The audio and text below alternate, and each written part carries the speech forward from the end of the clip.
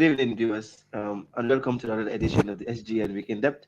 And I am your host, Salif Usonko, and then I'm joined by the famous Awa Conte. Awa, welcome. Thank you very much, Salif, and good evening, viewers, and welcome to another edition of the SGN Weekend Up. I understand I was away last week, Yeah, but it was actually due to it's good to some have you back, though. circumstances beyond my control. Thank you very much. It's good to have you back. I think viewers missed you, so it's good to have you back. So, as usual, Awa, Thank you. exciting week that has passed. We have a lot of things that happened over the week. So, to start with, we have the alleged citizenship scandal there because people are saying that the people that were gone were not citizens. So tell us about that story of Infoyi. Yeah, so last week Friday, we had the Funi Councillor, National Assembly member, which is Honorable Almamy Tall, confirming that the death, confirming the death of three youth and the injury of one who were allegedly perpetrated by the Senegalese securities who were stationed in Casamance. So the victims were actually said to have been fetching firewood at the border when the drone strike hit them and killed three and injured one. So, in a statement by the government spokesperson, it actually says that the preliminary findings from the investigations actually show that the said victims were not in fact Gambians, but had actually registered with the United Nations High Commissioner for Refugees and are living in the Gambia as refugees actually. But we had the Fonyi councillor insisting that the victims and even their parents have Gambian identity cards, which he even showed to this medium. So he actually showed the identity cards that he was talking about to SDN. But we also had the presidential advisor, Sehum Balo, also sharing the refugee identity cards that he obtained, which were actually corroborated by the government spokesperson. Interesting development, Awa. Anyways, we move quickly to the Sabali Bensuda rivalry there because Sabali is saying that there is no rivalry between him and Bensuda. We are all UDP members, so there is no rivalry. Tell us about that story as well. Yeah, just moments after the UDP National Congress, we had Mahmoud Sabali there saying that there is no rivalry between him and the mayor, the current mayor of KMC. They are actually both UDP members, and according to him, just these statements made claimed by people that he and Bensouda are currently rivals is because they want to tear them apart just because they're working together, they're the same party, and now people are actually speculating that he and Bensouda are rivals, but he actually affirmed that there is no rivalry whatsoever between him and Bensouda. Interesting, interesting.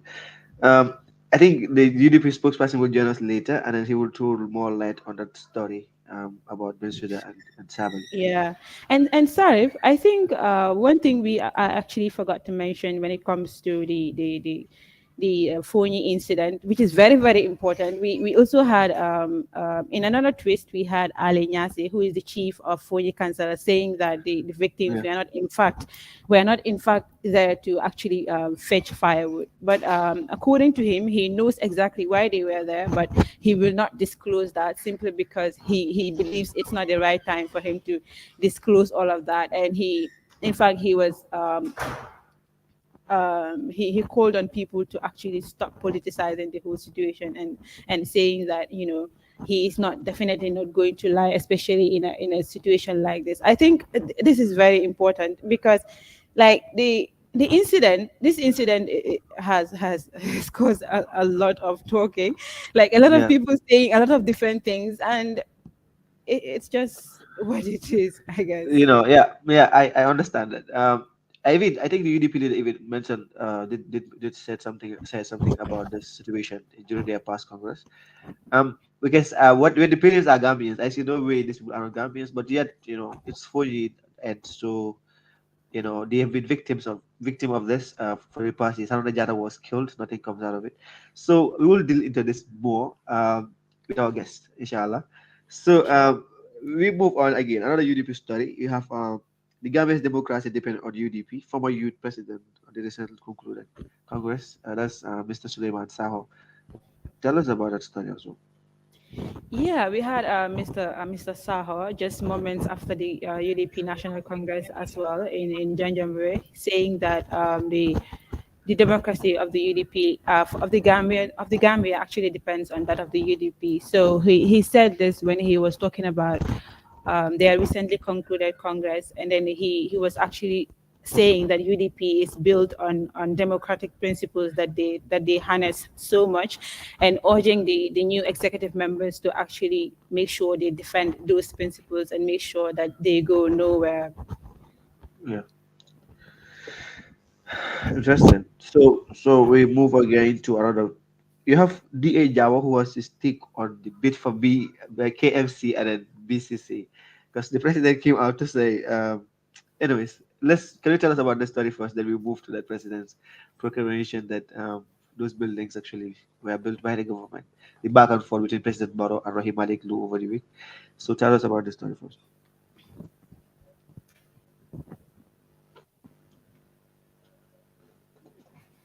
Hello. Oh, can you hear me? Yes, I was actually speaking. Okay. Yes.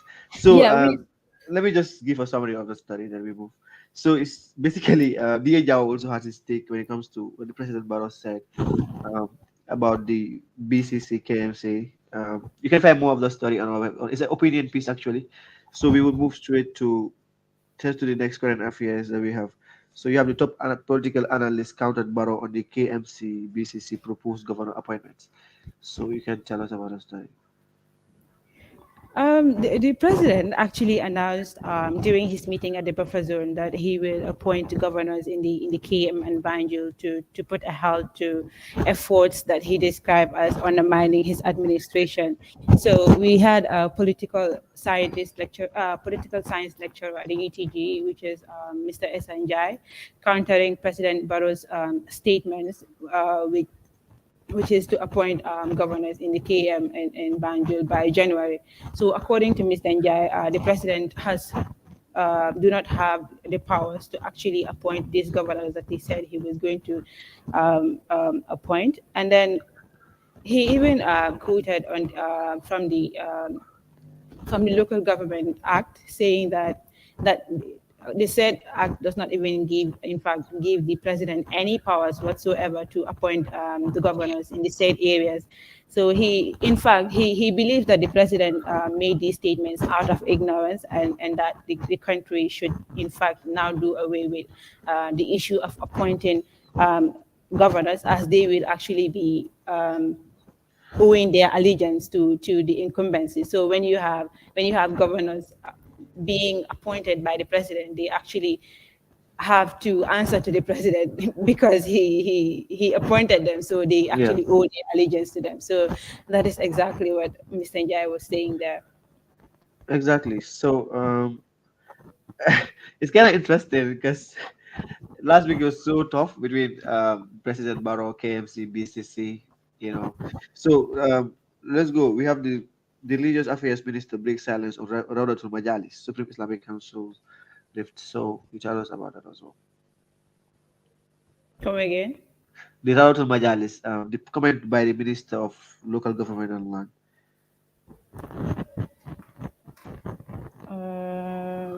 If we could just keep that for now.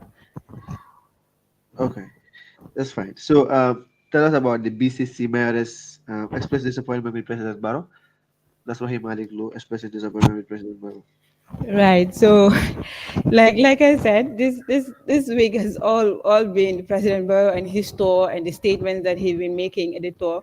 So we also had Mayor Malik Low, should I say Mayor Malik Yeah, Rahim yeah, Malik Low rather, of yeah. Banjul City Council, expressing his disappointment over the president's directives when he actually ordered the gum works to actually hand over all the keys of the BCC office for the president was actually made these directives because he allegedly he was he expressed his disappointment. He actually also expressed his disappointment over the fact that KMC did not actually invite his government to their inauguration, while he said that they actually laid red carpets for UDP.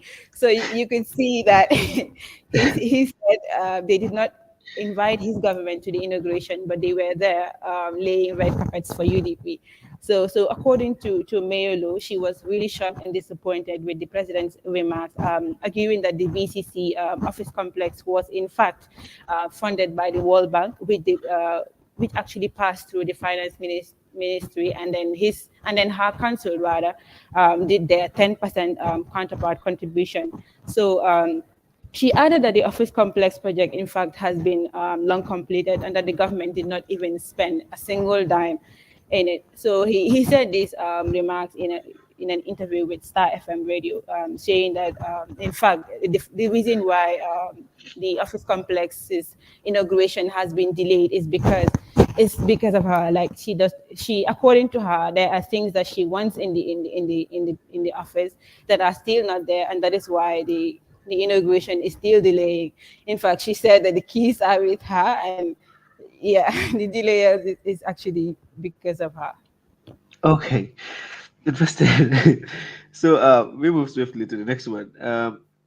So the Morocco migrant crisis, about a dozen Gambians dead. The embassy secures flight for 19. Um, tell us about the story too. Yeah, to another to a rather a side story there.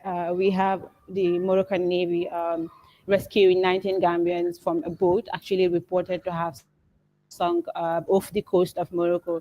But according to the Gambian embassy in Morocco, they have actually secured flights for the 19 Gambian migrants to fly back to the Gambia. And I think as we speak, all of these 19 Gambians should be here by now, because the the the whole thing started on Thursday. They'll be coming in batches from Thursday rather, the 15th to today, the 18th. So I want to believe that they have in fact arrived in the Gambia, because the embassy in fact showed this medium all the flight tickets that they have secured for the migrants.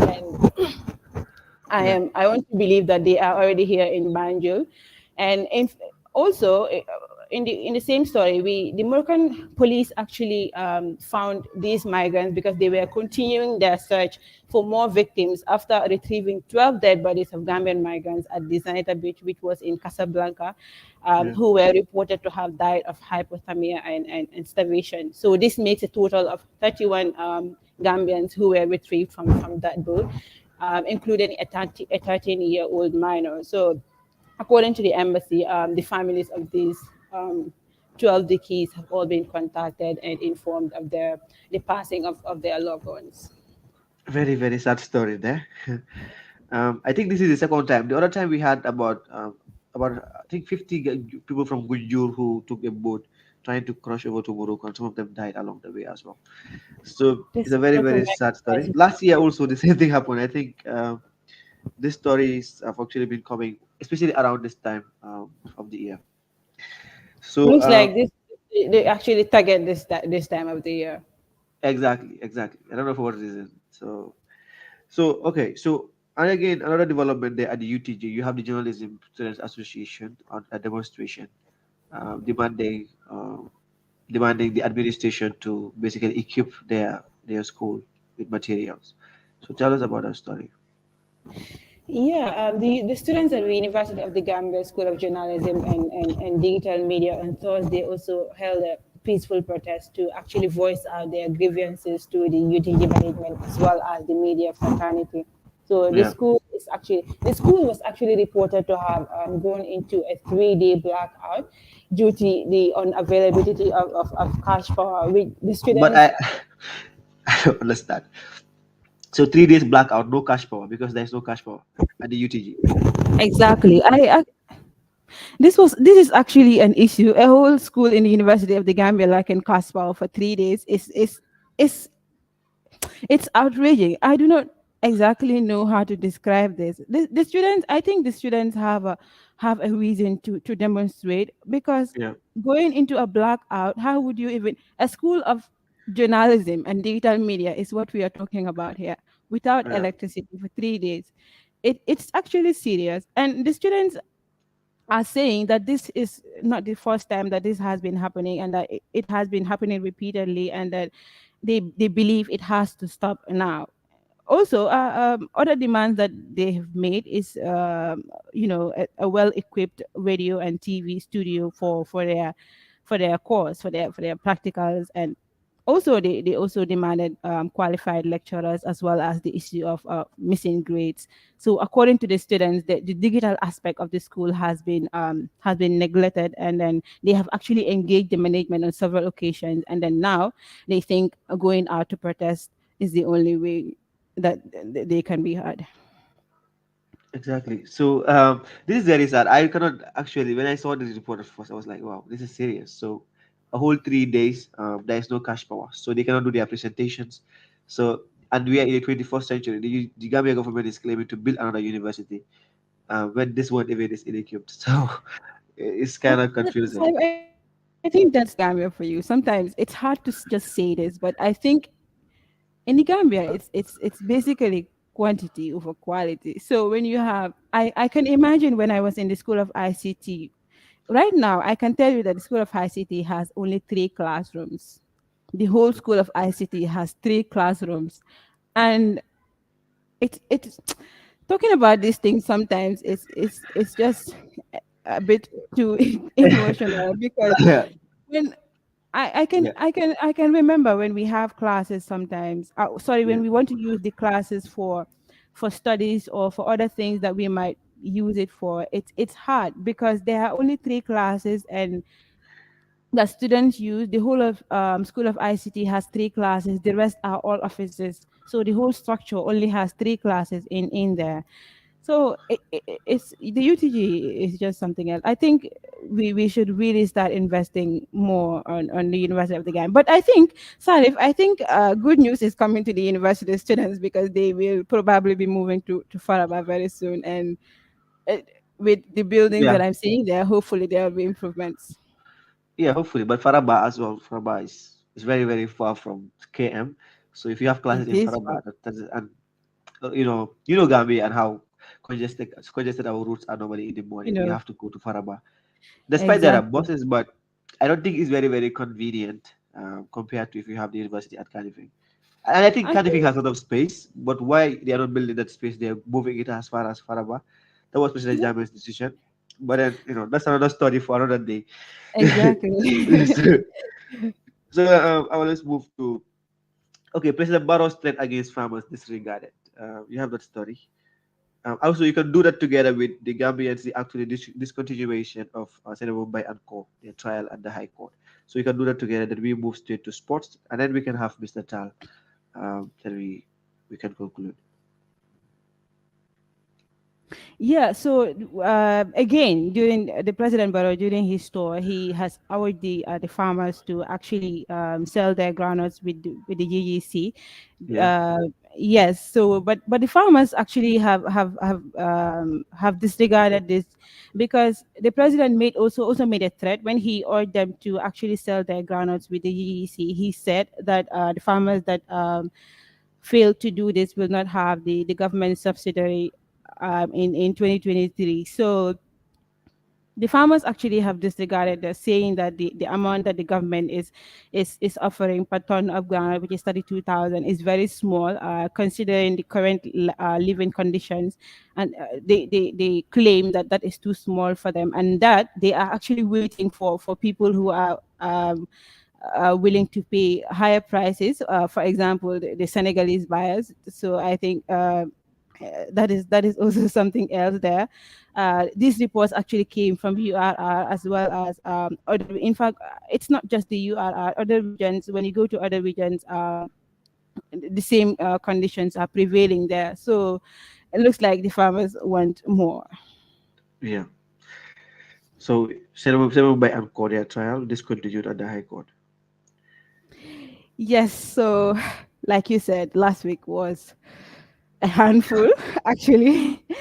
So yeah, involving the Senabum Bay and coup trial, we have the state prosecutor, as we saw on Friday, filed a null prosecute before Justice Jata of the High Court in the manslaughter trial involving Senabum Bay and coup. So the trio was. It could be recalled that the trio were charged with manslaughter of one baby Mohammed, who was alleged to have been locked in a car, which actually led to his death. So I think, Salif, if you could remember, we had a couple of stories around that time surrounding baby Muhammad and the whole Bob Keita story. I think the viewers can actually remember that.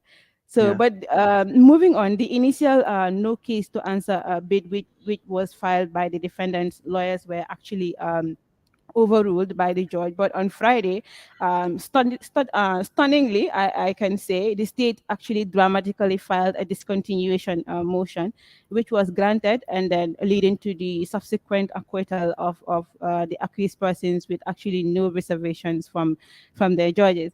But moving to the actual story, we had Gambians who have expressed their unpleasant reactions on the ruling of the decision made by the state to actually file a null prosecution motion involving in the case rather. So some people were actually blaming this whole situation on connections and lawlessness in the country, saying that it is only the poor people who are not well connected in the Gambia who will actually be prosecuted and sent to jail. So several others, in fact, question the credibility of the Gambia's judiciary system. Interesting. So finally, we move to sports, and then entertainment, and we have Mr. Tal. Then we have Morocco versus France. So the Morocco coach was complaining about bad refereeing by they have actually filed a complaint, I think, to FIFA about bad refereeing. They believe they have a lot of chances that we are supposed to be penalty for Morocco, but it wasn't accorded to them. So tell us about that story. Yeah, so I think it's no news right now that Morocco have been really has done amazingly well during this World Cup. But Yeah, after they are crashing out of the World Cup, following a 2-0 defeat against France in the semifinals, actually Moroccan Football Federation filed a complaint to FIFA regarding two instances during the match when they feel that they should have been awarded penalties, notably during sorry when Salman Sasa sorry some of these Moroccan names, honestly, I find it very hard to yeah. pronounce Just go them, ahead. Just go but ahead. yes. So in an official statement, they actually believe that they were denied penalties when Cesar Ramos and as well as Salim Abdullah were brought down in this first and second for second half. So they believe that they were denied these penalties simply because the the referee as well as the VAR, which is the VAR, yes, actually ignored the two instances where we have Cesar Ramos as well as Salim Abdullah being brought down in the box. But according to the Moroccan Football Federation, this was supposed to have been penalties, like two penalties, and then Salif, you could see that if this was right, and then they were given two penalties, probably they could have had a chance to actually proceed to the finals, because you would Yeah, see that it would have been 2-2. It would have been yeah, 2-2 for them, and then probably they would have gone to extra time, and then they would have had better chances of making it to the finals. But yeah. unfortunately, that was that. And in They're fact, out. in a later development, we saw them crash out, but then they also took Croatia in the third place competition, and they also Yeah, lost. yesterday. But Yeah, nevertheless, I think Morocco has put up a very good fight in this World Cup, and then they definitely deserve to be praised for that. Being the first African nation ever to finish fourth in a World Cup is definitely amazing. definitely Thumbs up, amazing. Morocco. Thumbs up to Dima Maghribi. So Remember, Gribi, you are in Morocco. I mean, like we are in Morocco here, so I think we definitely should celebrate as Moroccans. Yeah, it was quite interesting. Like the quarterfinals and the semis was really interesting. Like it was so emotional Yeah, the day they lost because that day I think he was raining all day in Rabat. So exactly. the feeling was In kind of first different. here as well. In Yeah, first, it was raining the whole day, so uh, it was it it was was kind of rather emotional. Yeah. rather rather rather rather And rather they keep emotional. supporting like all along the game. They never actually stayed muted for a minute. Even though they were losing, the spirit was still there. They were so proud. I think yesterday, even if they lose against Croatia, you could see some Moroccans out in the streets to celebrate because they did Exactly. well. In fact, in my apartment where I live, I am sandwiched by two cafes. So Yeah, we have this cafe on the left and another cafe on the right. So we had so many Moroccans out there to watch the game. And during the game, you could see the spirit, how they yeah. actually cheered for their team. It's just beautiful.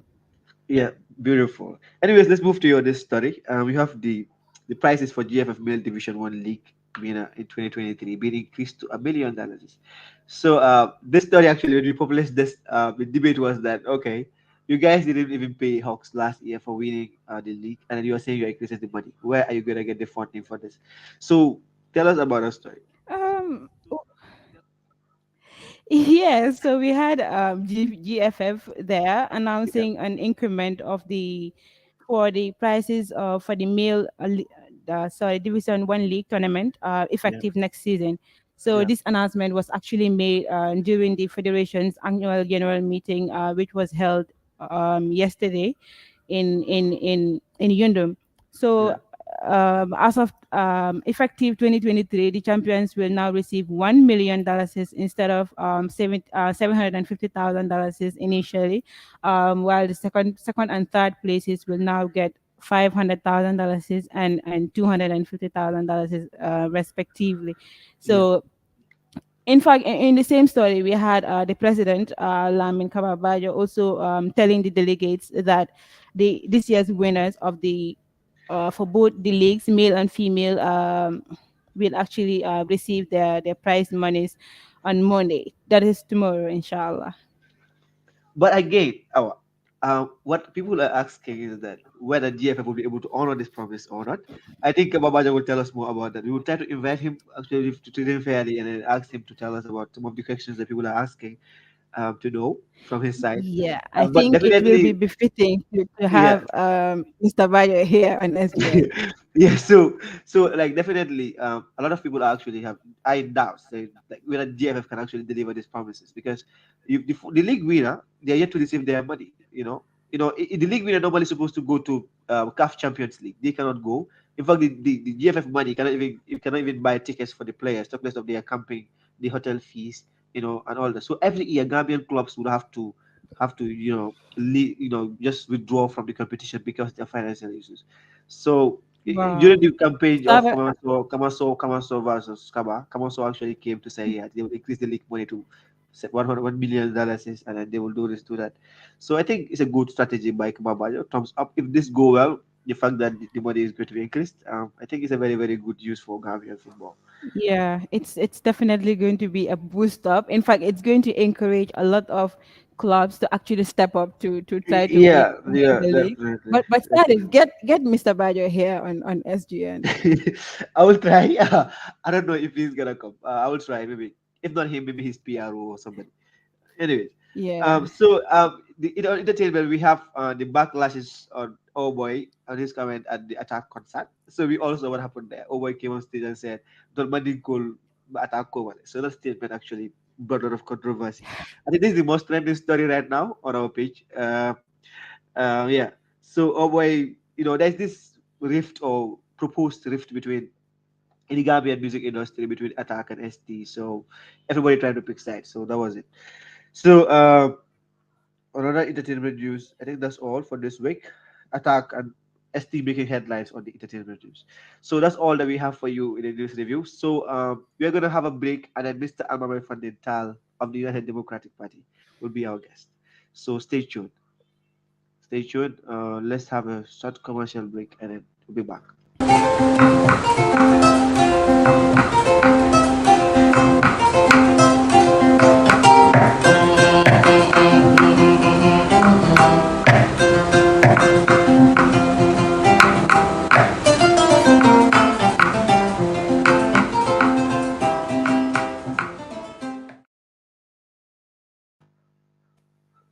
Yes. So, welcome back, viewers. So, Mr. Almamy Tall is our guest. Mr. Tal, if you're hearing us, if you're hearing us, welcome to the SGN Week in Depth, and then we are honored to have you around. Hello, Mr. Tal. Thank you very much for having me. Yeah, thank you so much for honoring our invitation. It has been an exciting week for UDP as well. I think you guys were in Denver, and then the members of the UDP have actually have a new hashtag now. That's the red carpet.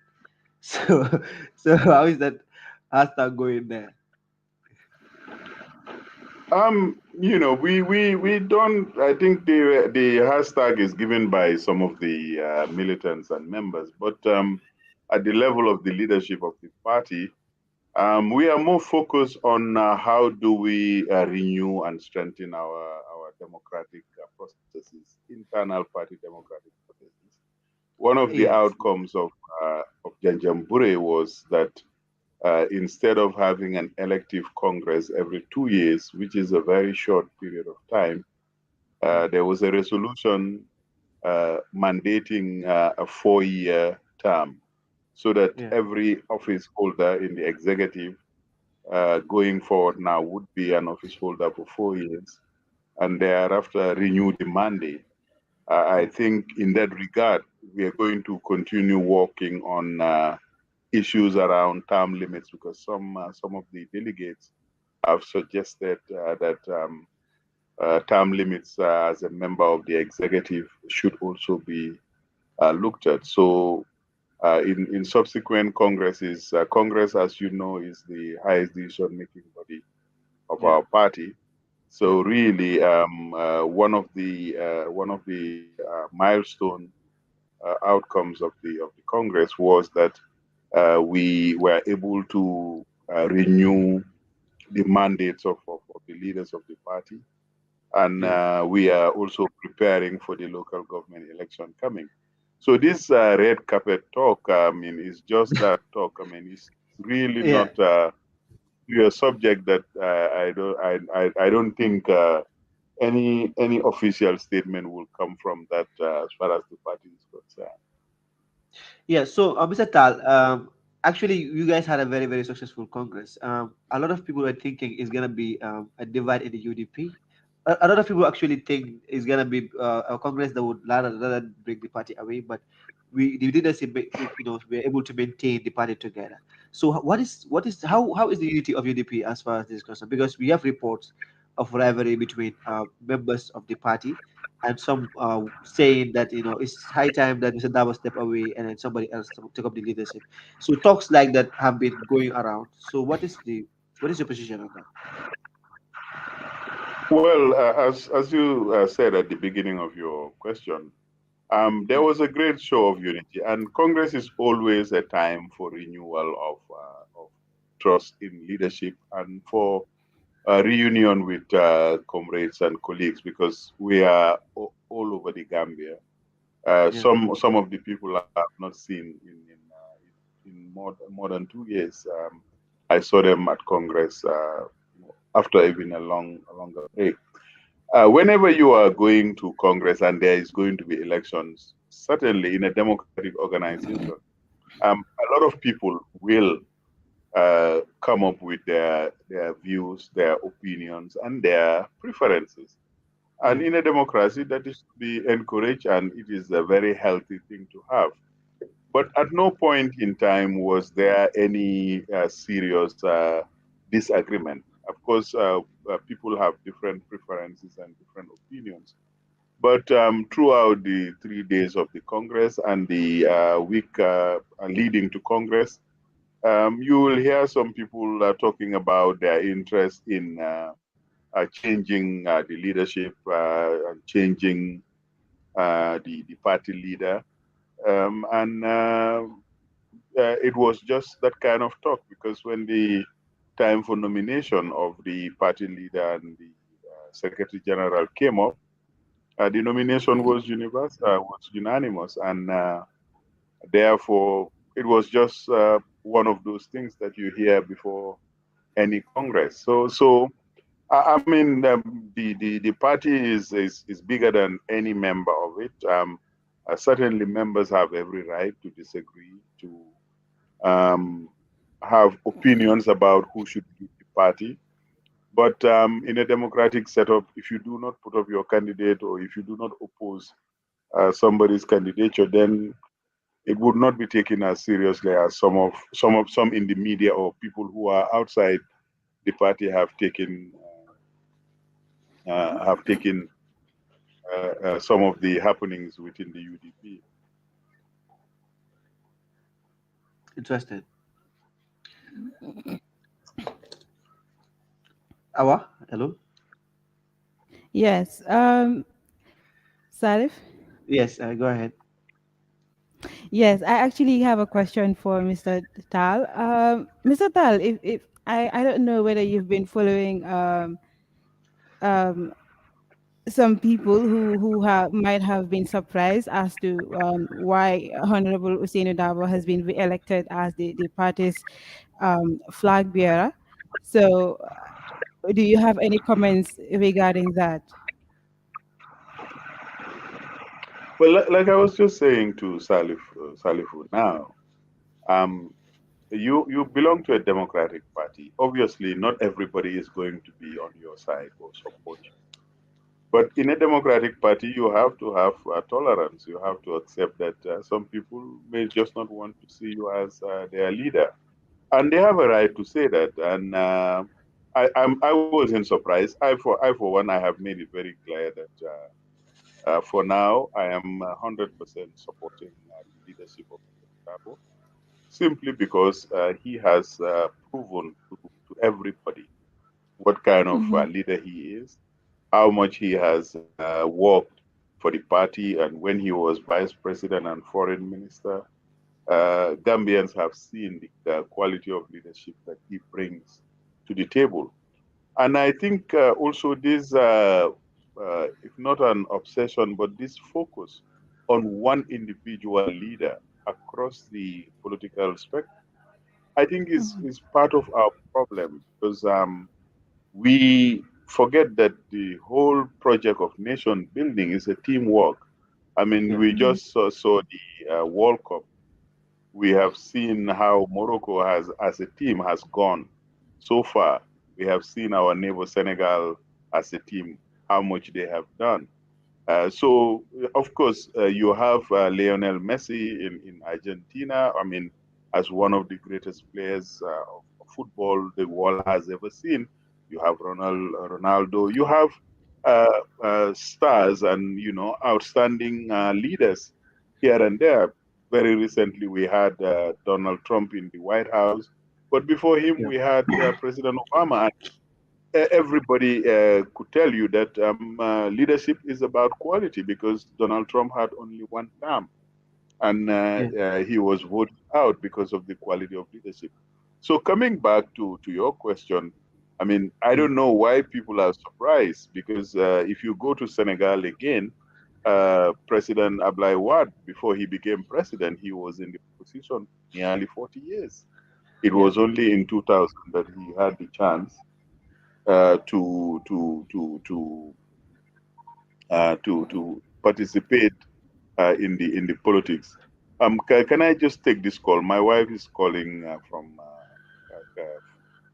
Istanbul, so I need to take the call. Huh? Okay. So that's quite interesting. Yeah. Okay. So hopefully Mr. Tal is I gonna. think Mr. Dahl was talking about football. I just remembered. Don't mind me. I'm a sports journalist, so I tend to just talk about football. So we see Argentina become the 2020 World Cup champions, and I think Messi really deserves this. Yeah. It's gonna be. I think this is good. This is gonna be the end of. This is gonna be the end of Cristiano versus Messi normally because Cristiano won everything Messi has won already, but World Cup is the difference. So it's gonna Exactly. be the books of football history that You Messi is the you, you greatest player of all time. exactly. I'm a You hit. Cristiano fan, but now I Are think I you? forgot. Yeah, I like Cristiano a lot. Wow. Yes, I'm back. I told my wife I'm on an interview. Yeah, yeah. Thank you so much. So you can go ahead. Yeah, I was just saying that we need a leaderful society. We need a leaderful community, and we Yeah, need to build the institutions of governance from scratch, if you like, because yeah, some of you are young enough not to know what democracy really is, because yeah, all your life you have been under Yahya Jammeh's dictatorship. Some of us yeah, are old enough to tell you how Sadauda was leading this country, and yeah, that two of his vice presidents also formed the two major opposition parties, that is Sirif Diba of the NCP and Hassan Musa Kamara of the GPP. Both of them yeah, were vice president Sadauda. So I'm just trying to anchor this conversation on the yeah, history of the Gambia, so yeah, small a country, but yeah, our democratic credentials are superior to almost any African country you can think of uh, over definitely. the over the time before Yahya Jammeh. I Yeah, was so very happy. I didn't hear it. Maybe you covered it last week, but yeah, in your program, ECOWAS take out a salute to the memory and legacy of Sadauda. His wow, family was there. The former first lady and two sons of the former president were there to receive the acknowledgement and accolade. So leadership matters, and the quality of leadership matters. Therefore, those who are surprised that Hussein Dabo is our choice obviously need a little bit of political education as far as Gambia is concerned. yeah. I need a political education. So Mr. Tal, again, I would love to take you on some of the current affairs happening, because I think it has everything to do with UDP. What was your feeling like when you had the president saying that the government was snubbed, and then UDP were invited, and then a red carpet was ruled for them? What was the feeling like for you? Because I don't think it should be a problem if a leader of a political party, a senior statesman like Lawyer Dabo, is invited to open, any complex in the Gambia, whether it's built by KMC or not. So what was that? What is your take on that basically? Again, Salifu, this is where I always have an issue with the media generally. That one has to have a take on everything President Barrow says or does. It doesn't necessarily follow, because Yeah, we are talking about governance. We are talking yeah, about governance, democracy. The local government authorities, according to our constitution, have to have the autonomy to do things in the way they see proper. And without contesting the viewpoints of President Barrow, I think it's extremely important for all of us yeah, to be mindful that any government agency, any government program, any government institution is built or paid for by the taxpayers. yeah, Government doesn't have money in its pocket. It is taxpayers who put money there. So the whole discourse, the whole debate as to saying that UDP party leader was invited and the government was not invited, I really think is a misdirected debate. Is a waste of everybody's time. What is important is how many good public institutions are being built based on the taxpayers' money. If you look at it, Salifu, yeah, 90%, 90% of all the public agencies, like Pura, like GAIPA, like the Standards Bureau, three ministries, the Ministry of Higher Education, the Ministry of Interior, the Ministry of Climate Change and the Environment, all of these people are renting. yeah, So the taxpayers are paying rents to almost, hundreds of millions of dollars every year. So yeah, these are the issues that we need to address. These are the yeah, issues that the citizens need to engage with. How can government agencies be renting just like some, what is it called, some hustlers? Government has access to resources, they have access to a lot of things. Why yeah, is our infrastructure in such a dilapidated state of affairs. For me, Yeah. these are the important issues that our leaders should be engaging in. And our media fraternities and networks should be holding all of us to account as far as these things are concerned. Because there is a tendency for us to trivialize the national enterprise that requires our best effort, our best intentions, and our best capabilities. Because this Yeah. is what is not happening. Most of Yeah. the time, very few issues of substance are ever on the headlines. It is what Almamy Tall has said, it's what Usain Dabo has said, or what a political advisor has said, or what the Speaker of the National Assembly has said. Whether it is of substance or not, we never really go into that. Yeah. Yeah. So I understand that it's quite interesting, honestly. So but I think what KMC did also is something that I think every other ministry should be emulating, because to have a place that belongs to the municipality is very, very important. Yes, It's very, very important absolutely. because yes, I remember. I think the Interior Ministry was there. We are renting. I don't know if they're still renting. Most of this They're government still institution, renting on ministries, Bethel Harding Highway. yeah, yeah. So if they go to an extent of allocating land to the American embassy, I think they should also be allocating lands to themselves and then building complexes instead of paying rent. No, but there is enough land even in the government's custody.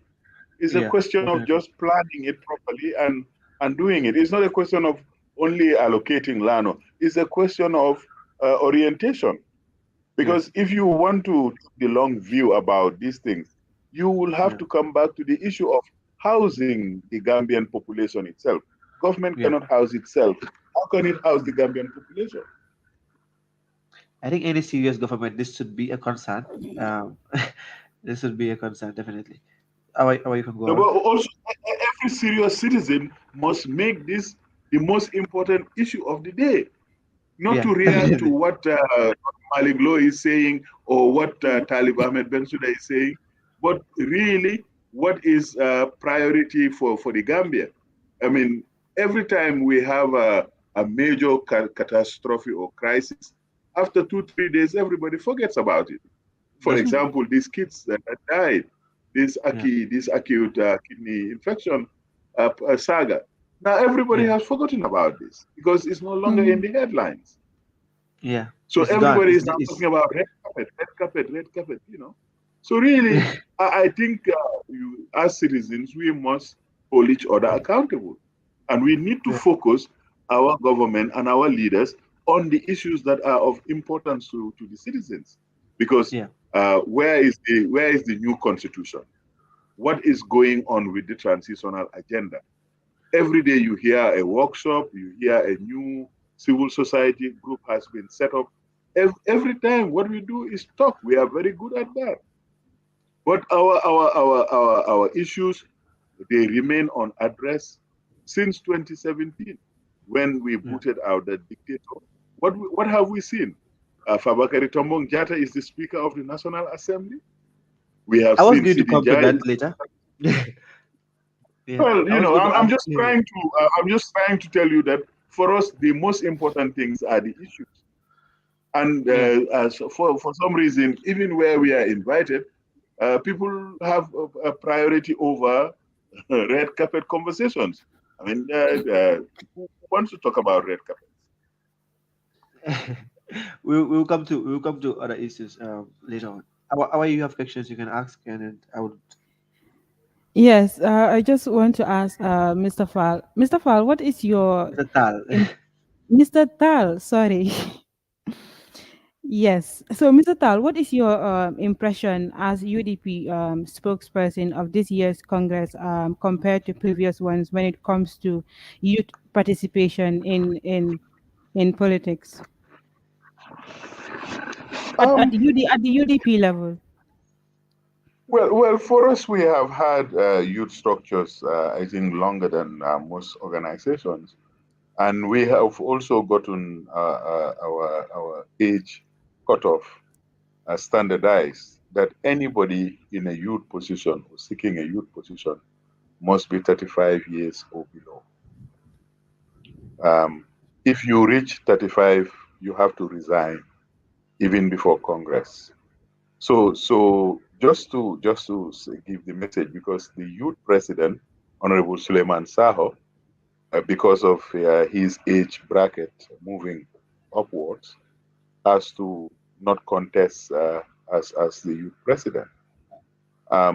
Secondly, between Haji Sawane and Kemo Bojang, these are very outstanding youths, and they have proven themselves. So was Yakumba Jaite as youth secretary general. She has also moved up in the hierarchy. She is now number fourth as far as organizational hierarchy is concerned. Again, tied to the whole gender parity, we had a resolution way back in 2018 at our Congress in KMC, where we said that 30% of our executive must be women, and similarly, young people were included. So I also just want to speak very briefly that um, it is only in Gambia and to some extent in Africa where you have this focus on youth engagement, youth involvement in political party. Everywhere else in the world, it's young people who make or make political leaders. I mean, relatively young people like President Obama. There is a lady in the U.S. Congress, Alexandria Ocasio-Cortez. These are all, they get into politics when they are very young. It's not, they don't have it hanging over their head like that. I mean, if you look at our members of parliament, more than 90% of them are all young people. So really, we don't want to make it a political football to talk about youth or women uh, as a tokenism. We really want the issues that would make a better life for young people to be able to find families and get married and find employment and get engaged. Because if you look at it, whether it's education or health or employability or employment, all of these things, the youths are the biggest beneficiary, and if they are not right, they are the biggest victims. So really, nation building is really for the young people, because they are more than 60% of the population. So everything you are doing, whether it's to get a good house or to get a good car or to get a good education or to get married to a well-to-do husband or wife, all of this is so that you can make life better for people. So really, I think especially the young people must now really uh, reorient their own political ambitions or their own expectations from political leaders. But for the UDP, we have always been cognizant of this, and we have pushed, youth leaders, the mayor of Banjul, the mayor of, the chairman of LRR, the mayor of KMC, all of them, can be rightly categorized as young people. And uh, in the case of Banjul, that's the first elected woman mayor in the history of the Gambia. So really, for us internally, we are always evolving our strategy and looking at how do we engage, particularly the young people. How do we get them active? We even have a student wing Yeah. in addition to the youth wing. So there is so much opportunity for participation, especially young female leaders. We have been encouraging them, and we will continue to do so. Yeah. Just go ahead. Thank you for that. You spoke about the 30% women in the composition of the leadership. So, how does this reflect on the recently concluded Congress? How well was it achieved? Do you have 30% women in the composition of the UDP's leadership as we speak? Yes, I think we exceeded it a little bit, because out of the elected 37 member executive, 14 are women. So Mashallah. there, yeah, there you go. The president, the national president is a woman. The second Deputy vice party. president is a woman. The deputy party leader is a woman. The deputy senior administrative secretary is a woman. Yakuba Dede. So in senior leadership, out of five, what is it called? Three are women. So that is how well we are doing. As three institutions for in favor of women. Quite impressive there. So Mr. Tal, again, we've seen the case of Bensouda versus the 55 council members, Bensouda versus the state. The case was in favor of Bensouda. What is your reaction to that case? It's a very good decision of the Supreme Court, and just to be clear, Yeah, it was staring all of us in the yeah, face that yeah, the 1997 Constitution, as well as some of the laws, have been responsible yeah, for perpetuating dictatorship in Gambia. So it was like legalized dictatorship that we have had. So what would be useful for all of us as political parties and as government is to do an audit of the constitution as well as some of our laws and to determine their compliance with democratic principles. Now, if we do that, we will have a lot of decisions like this from the Supreme Court. But previously, there was another decision made by the same Supreme Court in the case of Bakari Dabo and others about about the constitutional restriction of non-resident Gambians from participating in the executive of political parties and yeah, people with dual citizenship for being eligible to be appointed in cabinet.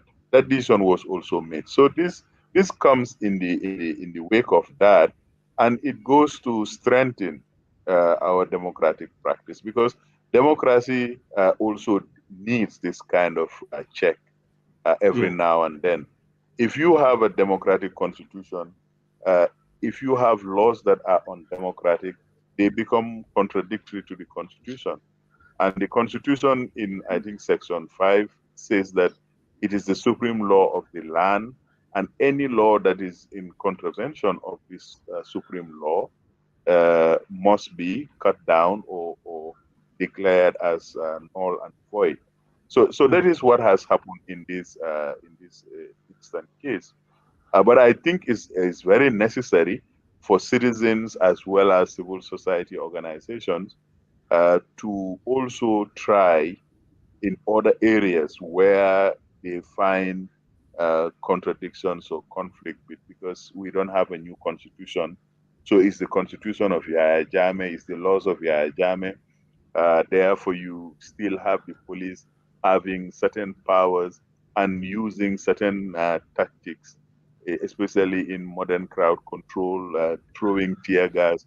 All of yeah. these are things that, if you go and look at the constitution, you find that they are conflicting with any democratic credentials or any democratic norms.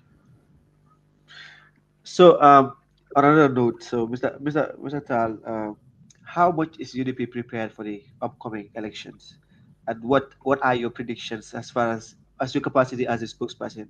That you are you guys confident that UDP will be able to maintain all the seats that they've already won in the local government? We're very confident about that, and not only because we are talking politics, we are confident because our leaders in local government, which we also like to remind everyone, is a new generation of leaders because all of them came after 2016, after the coalition government, and after the end of dictatorship. So this Yeah, new generation of leaders are seeking, if you like, a second mandate after their hard work, after their proven successes in local government.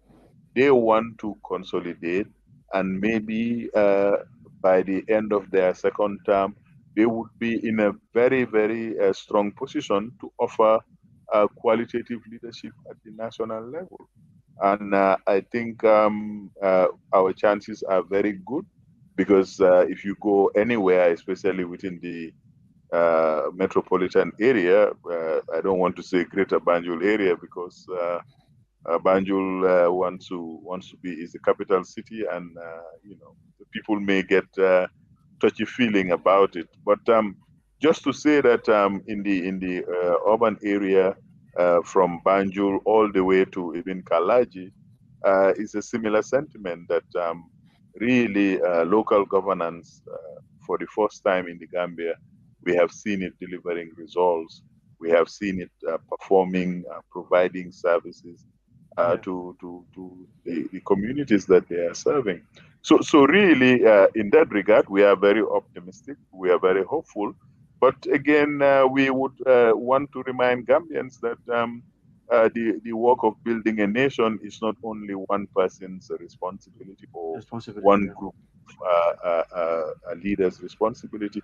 We all have a right to determine our leaders. We all have a right to judge and take our leaders at their promises, at their pledges, so that when the time comes, we can assess them. We can say, okay, this is what he's promised, and he delivered this, or he could not deliver that because of A, B, C, and D. So really, to say it modestly, we are very optimistic that we will maintain our majority in local government because we have a proven track record that we can sell to the Interesting. I know the UDP leader will always say, if you want to see how a UDP government will do when they come to power, you have to look at KMC, Banjul, and what our mayor and chairmen are doing across the country. So, you can ask the next question then. I don't really have any questions, so for now. Yeah. So, Mr. Tal, again, finally, before we take a leave of you, it's supposed to be a half an hour interview. What are your final words as far as the UDP is concerned? Well, as far as the UDP is concerned, is a united movement and Yeah. is a national movement. Its agenda has always been to build a united nation Yeah. that can help every individual, regardless of your ethnicity, regardless of your region of origin, regardless of your political leanings. We want to offer an agenda for progress, an agenda for transformation that is focused on the issues, that is not small-minded, that is not petty, that is not constantly engaging in bickerings that do not serve any purpose whatsoever. It is a modern democratic organization, representative of the Gambian values, Gambian ethos, Gambian concern. I mean, every part of the country you go to, you will find a UDP representative trying to sell that agenda of one Gambia, one people. Like we always say, UDP Kankiling, and that would be our mantra for forever. We want to build a new Gambia that is a home for all Gambians. Make sure that no child goes to bed hungry. No child who wants to go to school would have to travel miles, or when a mother is sick, or when a mother is expecting a baby, uh, she knows that if I go to hospital, I will be taken care of, and my baby will come into this world in peace. But most importantly, we want to re-energize and revitalize the legacy of the first president of Gambia in terms of environmental protection, in terms of environmental regeneration. We see a lot of energy in that area, and I don't think there is anybody who is going to disagree one way or the other that if we do not protect our natural environment, life on this earth would be impossible. So these are all things that UDP is hoping that Gambians would take to heart. Gambians would want to go on this journey together with the United Democratic Party, because we are in this for the long run, and we hope, especially the young generation, would also take the time to try and find out how the UDP was founded, what were its challenges during the years of dictatorship, and how they can also find their own voice in helping our country realize its full potential. Because without young people's involvement and better information, we know that they will spend most of their young lives getting distracted by things that are not uh, of value to themselves or to their communities.